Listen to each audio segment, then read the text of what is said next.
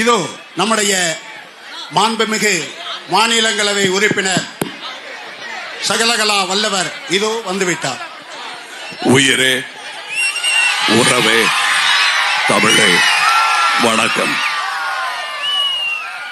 என் அருகில் நிற்கும் திரு KN நேரு அவர்களை உங்களுக்கு அறிமுகப்படுத்துவது தேவையில்லை.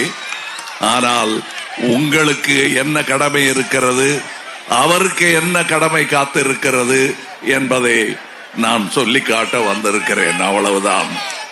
திராவிட முன்னேற்ற கழகத்தின் நிர்வாகிகள், தொண்டர்கள் பெருமையுடன் தங்கள் கொடிகளை உயர்த்தி பிடித்திருக்கும் தோழமை கட்சிகள், முக்கியமாக மக்கள் நீதி மையத்தின் தொண்டர்கள், நிர்வாகிகள், எந்த எதிர்பார்ப்பும் இல்லாமல் இந்த தேர்தலில் தமிழ்நாடு வெல்ல வேண்டும் என்பதற்காக வந்திருக்கும் மக்கள் நீதி மையத்தாருக்கும் என் வணக்கங்கள். எனக்கும் திருச்சிக்கும் நிறைய தொடர்புகள் உண்டு. முக்கியமாக என்னுடைய சகோதரர் திரு சந்திரஹாசன் அவர்கள் இதை தன் ஊராகவே ஏற்றுக்கொண்டு விட்டார். அவர் ராமநாதபுரத்துக்கும் போல, பரமக்குடிக்கும் போல, சென்னைக்கும் வரல. இதுதான் என் ஊர், இங்கதான் இருப்பேன் என்று கிட்டத்தட்ட 40 வருடங்களாக இங்கே இருந்தார்.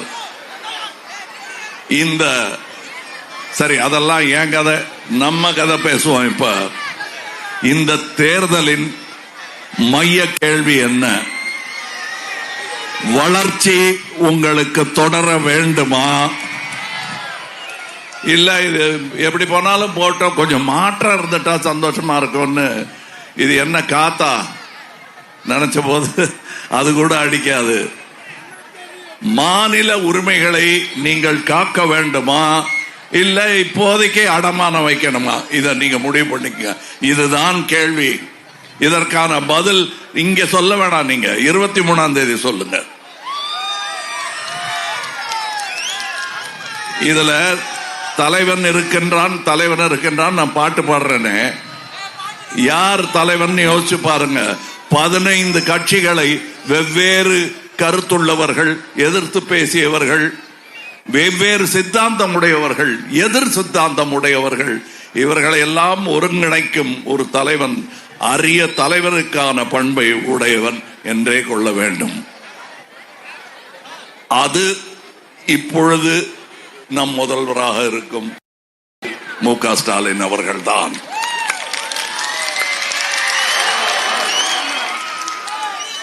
அதாவது விமர்சனங்கள் நான் சொல்லிக்கொண்டே இருப்பேன். அதை ஏற்கும் பெருந்தன்மை இருப்பவர் தான் தலைவர். அதை ஏற்றார். இப்ப பெண்களுக்கான உரிமை தொகை என்பதை பற்றி இந்தியாவிலேயே முதல் முறையாக பேசியது மக்கள் நீதி மையம்தான். ஏதோ அனுபவம் இல்லாத சின்ன கட்சி பேசுது அப்படின்னு அதை ஒதுக்கி தள்ளாம மொத்தமா அதில் இருக்கும் நல்ல விஷயம் எதுவாக இருந்தாலும் அதை செயல்படுத்துவோம் என்று செயல்படுத்தி காட்டினாரே, அது ஒரு காரணம் போதும் நான் இங்கே இவருடன் நிற்பதற்கு. ஒரு தலைவரின் அடையாளம் என்ன? மக்களுக்கு ஆபத்து என்று வரும்போது ஓடி வர வேண்டும். ஓடி, அவ்வளவுதான். கோவிட், மழை, வெள்ளம், புயல், பேரிடர்கள், விபத்து என்று வரும்போது யார் வருகிறார்கள் என்று யோசித்து பாருங்கள். கஜா புயலின் போது இந்த வழியை, புயல் வந்த வழியெல்லாம் நானும் வந்திருக்கிறோம். புயலை தொடர்ந்து அல்ல, புயல் செய்த அந்த கோர தாண்டவத்தை தொடர்ந்து வந்தோம். அப்பொழுது நடந்து வந்தோம், சேற்றில் கால் பதித்தோம், மக்களிடம் கைகொலுக்கினோம், அவர்கள் கண்ணீர் எங்கள் தோளை நனைத்தது. இதெல்லாம் நடந்த நிஜம். இப்பொழுது இங்கே இவ்வளவு அவலம் நடந்து கொண்டிருக்கிறதே என்னும் பொழுது மேல கட்ட கட்ட கட்ட கட்டன்னு சத்தம் கேட்டுச்சு. பார்த்தா அன்றைய முதல்வர் ஹெலிகாப்டர்ல போயிட்டு இருந்தார். தலைமை என்பது மக்களை தேடி வர வேண்டும். திருச்சியையும் நேரு ஐயா அவர்களையும் பிரிக்க முடியாது, பிரிக்க முடியாத தொடர்பு அது. உங்கள் முன்னேற்றங்களில் எல்லாம் அவருக்கு பங்கு இருக்கிறது என்றால் மிகையாகாது. விமர்சனம் சொல்பவர்கள் சொல்லிக் கொண்டிருக்கட்டும். அது என்ன விமர்சனம் என்று கேட்டுக்கொண்டு அதற்கேற்ப நடக்கும் பெருந்தன்மை உள்ளதனால் தான் இத்தனை முறை ஜெயித்திருக்கிறார். திருச்சி, அதன் வளர்ச்சி, அதில் நேரு ஐயாவின் பங்களிப்பு நிறைய.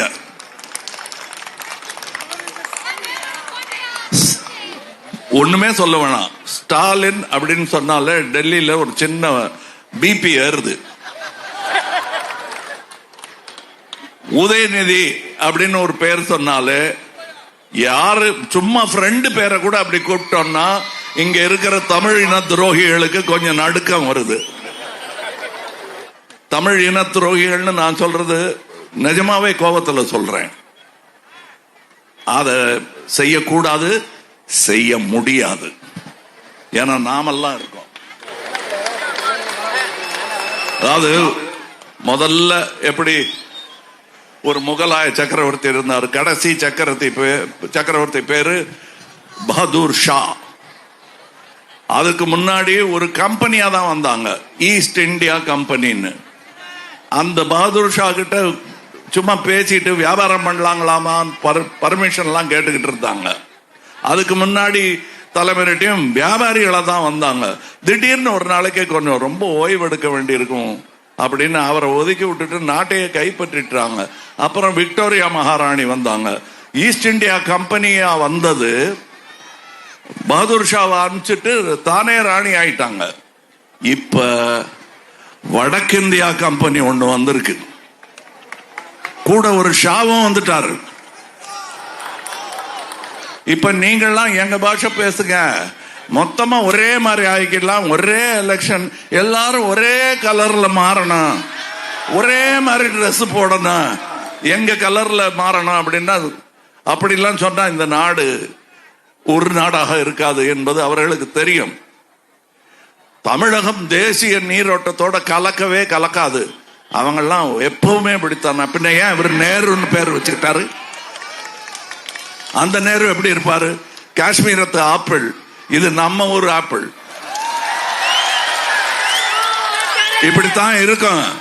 இதுல நீங்க பார்க்க வேண்டியது தேசிய நீரோட்டத்துடன் எப்படி கலந்து இருக்கிறது இவருடைய குடும்பம். இவங்க அப்பா தானே வச்சிருப்பாரு பேரு. அப்ப எவ்வளவு அன்பு இருந்திருக்கணும். தேசிய நீரோட்டத்தில் தமிழகம் கலக்காதுன்னு சொல்றதே பெரிய பொய். நாம் கலப்போம்.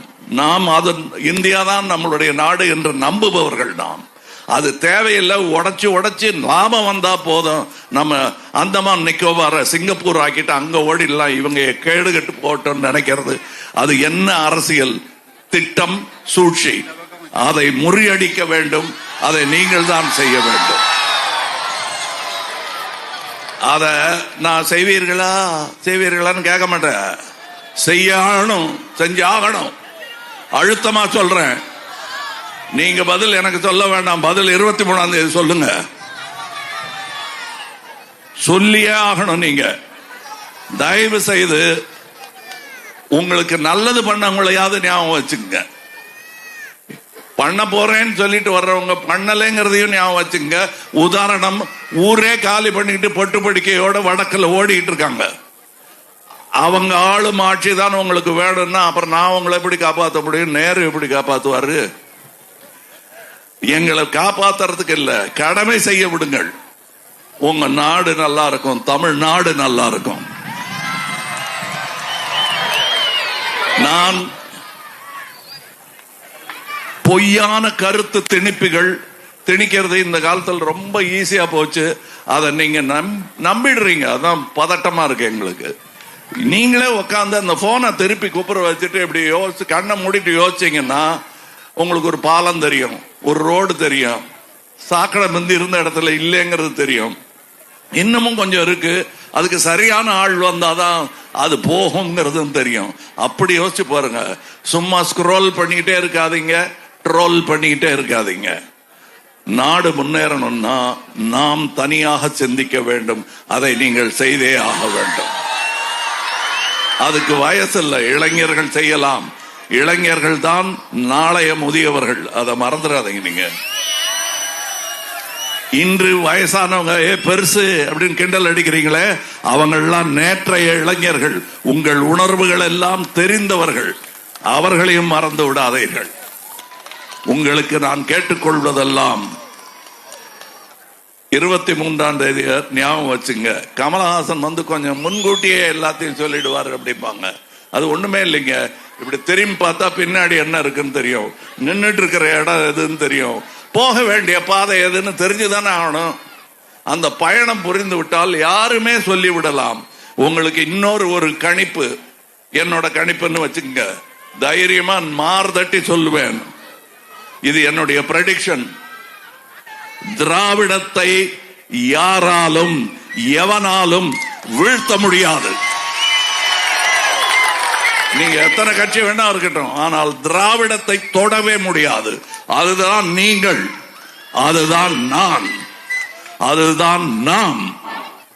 உதயசூரியன் சின்னத்திற்கு 23ஆம் தேதி உங்களுடைய அன்பை, தீர்ப்பை வழங்குங்கள். இன்று மட்டுமல்ல, நாளையும் நமதாகும், நாடும் நமதாகும். நாளை நமதே. வணக்கம்.